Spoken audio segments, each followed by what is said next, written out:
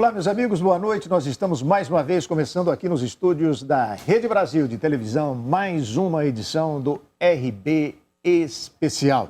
Hoje nós vamos ter uma conversa aqui com o secretário de Comunicações do Governo do Estado de São Paulo, Kleber Marta.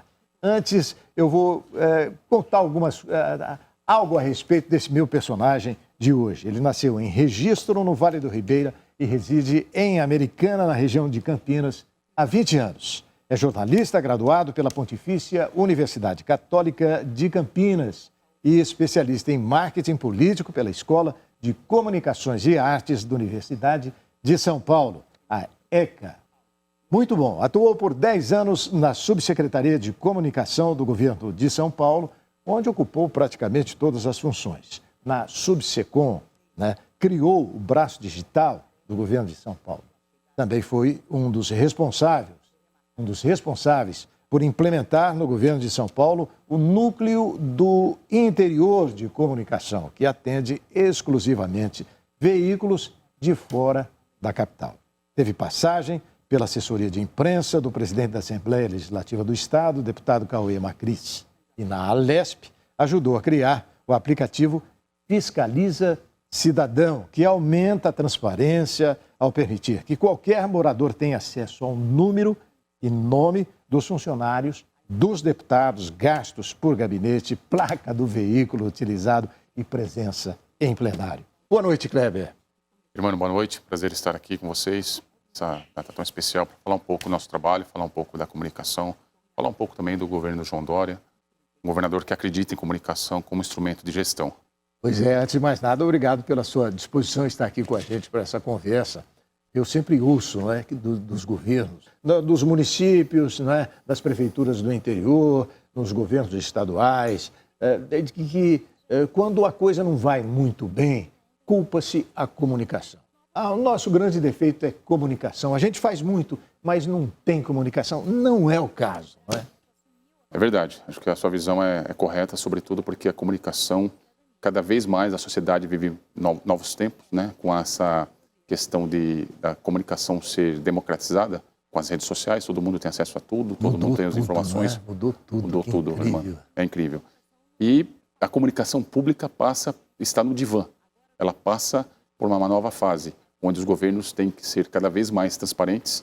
Então, o desafio da comunicação, da imagem do governante é cada vez maior. Se você pegar, irmão, umas pesquisas, e eu acompanho muito isso, as pesquisas de ótimo e bom dos governantes antes de 2013, quando nós tivemos as manifestações por conta das tarifas de ônibus em todo o país, o ótimo e bom era acima de 60 de qualquer governante. Hoje, em torno de 40. Você atribui a quê? Exatamente isso? Tem um fenômeno aí, começou lá em 2005, irmão, com um mensalão, onde a comunicação foi colocada em xeque lá, porque o dinheiro da comunicação foi usado de forma estranha, nebulosa, para resumir aqui. Depois, 2013, começa essa insatisfação com as pessoas ocupando as ruas e tudo mais, e logo na sequência vem a Lava Jato, onde qualquer agente público acabou sendo mostrado algumas coisas. O lado escuro nebuloso. Começou a aparecer. Exato. Então, isso acaba canalizando na imagem de qualquer governante. Então, o cara virou político... Passou a ser suspeito. Passou a ser suspeito. Então, eu brinco muitas vezes que aos finais de semana eu estou com minha família e tudo mais. Você ouve piadas assim, das mais nebulosas, porque virou todo mundo criminoso. É um mundo... E isso aumenta nosso desafio para mostrar que nem todo mundo é igual. Você tem a mesma origem minha, não é? Você é jornalista como eu e começou no interior de São Paulo, no interior do estado de São Paulo, e com uma função pública como essa, onde é que está o jornalista e onde é que está o marqueteiro? Bom, eu sou suspeito a falar, meu foco basicamente é o jornalismo, eu sou apaixonado pelo jornalismo. Você é um jornalista, eu sou um jornalista, não é? Eu não quero ter a audácia aqui de achar que eu sou marqueteiro, embora tenha feito algumas campanhas. E eu, assim como no boxe, a gente entra para ganhar. Eu não perdi nenhuma campanha até hoje. Então, isso me dá uma certa satisfação. Forma... Agora, acho que eu me considero mais jornalista do que marqueteiro. Evidente, mas... Agora, é sempre bom olhar os números, né, irmão? Porque você carrega a responsabilidade do jornalista, primeiro, ser objetivo e não mentir. Sem dúvida, Não é? sem dúvida. E eu acho que é onde o marketing se mistura um pouco com uma certa fantasia que a gente se recusa a assumir. Sem dúvida. Daí a importância de você estar o tempo todo lendo pesquisas, né?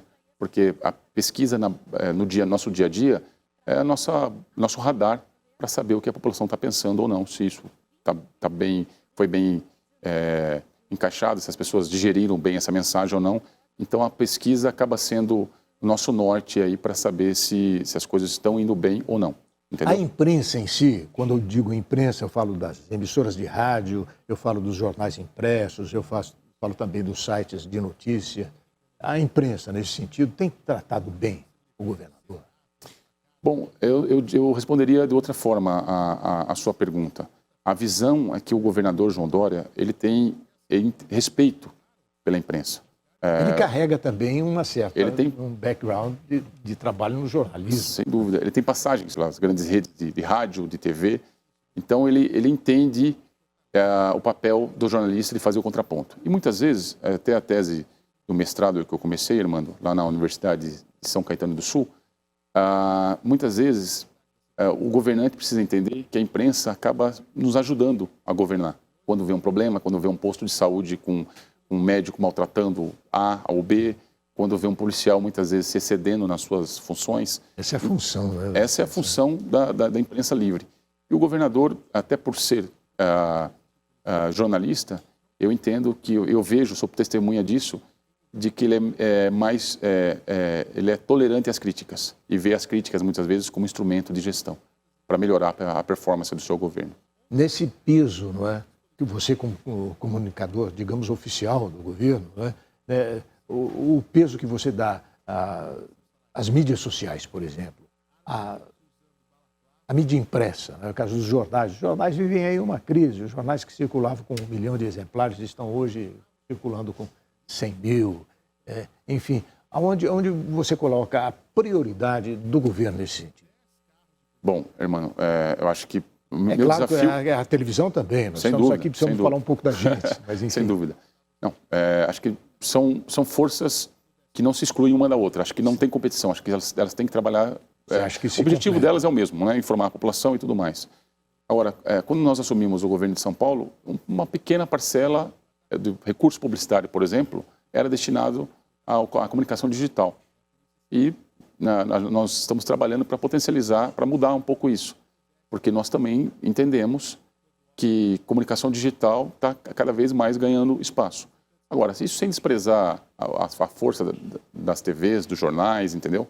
Eu acho que é uma mudança gradativa, mas que quando eu estudava na PUC Campinas na década de 90, eu ouvia muito, e você certamente já ouviu isso, que o rádio ia acabar.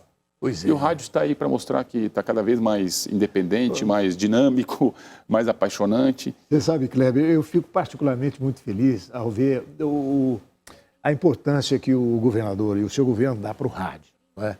E ele está sempre disposto a falar, a conversar, a dar entrevista, como você também.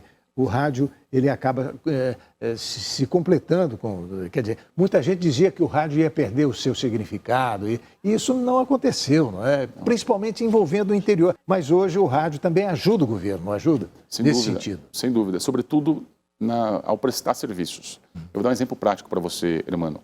Nós criamos lá no Palácio dos Bandeirantes um estúdio de rádio e outro de TV. Existe um estúdio de rádio dentro do Palácio? De rádio e TV, isso. Eu lancei a ideia para o governador logo quando nós assumimos, e ele, entendendo essa dimensão, acabou aceitando a ideia, e nós construímos em 40 dias um estúdio de rádio e TV.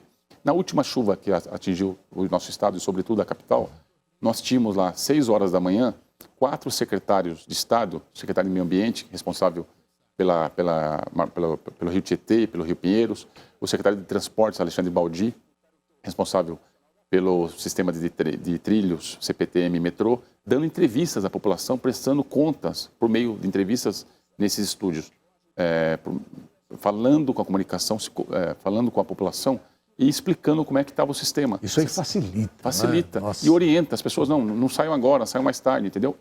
É comunicação como instrumento de gestão, de fato. Né? Nesses momentos, a comunicação é fundamental, não tenho dúvida. Bom, então vamos falar do interior do Estado. E criou-se até mesmo um órgão ali dentro da Secretaria de Comunicações do governo para dar atenção especial aos veículos do interior. Eu não falo apenas das emissoras de rádio, mas eu falo também dos jornais. Uma cidade que tem lá o seu semanário, uma cidade que tem o seu diário, e que trabalha com uma certa dificuldade, aliás, uma dificuldade institucional, porque sempre existiu, né?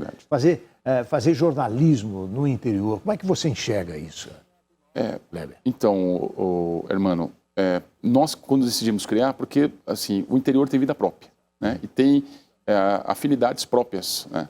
E assim, é dever de um governo se comunicar na mesma linguagem do que a população é engraçado, porque cada cidade tem a sua linguagem, tem os seus problemas. Exatamente. E assim, os jornais do interior que nós atendemos lá são atendidos por profissionais que atendem da mesma forma, o mesmo respeito que os grandes veículos da capital são atendidos.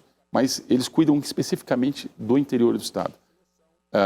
Então, hoje eu sei, por exemplo, qual é a crise em Presidente Prudente. Eu sei qual é o problema que está acontecendo no Estado lá em São José do Rio Preto, ou em Campinas, ou São José dos Campos, Vale do Ribeira, em Registro. Então, são jornalistas que ficam o tempo todo não preocupados com a Folha de São Paulo, que nós respeitamos. Aliás, essa semana... a Folha vai falar do presidente, do governador, vai falar dos problemas de Brasília, fala também como é que está o tempo no Rio de Janeiro, não é? As escolas de samba, desfile das escolas de samba, mas a rua do sujeito que está lá, na Avenida Washington Luiz, da cidade de Guararapes, na Marechal Deodoro de Araçatuba, ou falta água em Rubiácea, no interior do estado. Quer dizer, isso interessa ao público local, ao público que se liga nessa situação. Né? E é dever do governo prestar contas e independentemente do tamanho do veículo, o leitor é o mesmo. O leitor lá de Presidente Prudente, ou de Martinópolis, ou da sua região lá, Bauru, é o mesmo do leitor aqui da Moca, na Zona Leste. Então, é um papel do Estado também prestar contas de forma cirúrgica sobre problemas e eventuais soluções, sobretudo soluções. Né? Nós vamos falar aqui também das responsabilidades de um comunicador oficial do governo na área política, inclusive política partidária. Estamos conversando hoje em nosso RB especial com Kleber Mata, que é o secretário de Comunicações do governo do Estado de São Paulo. Você continua com a gente, nós vamos para um pequeno intervalo e voltamos daqui a pouquinho. Até já.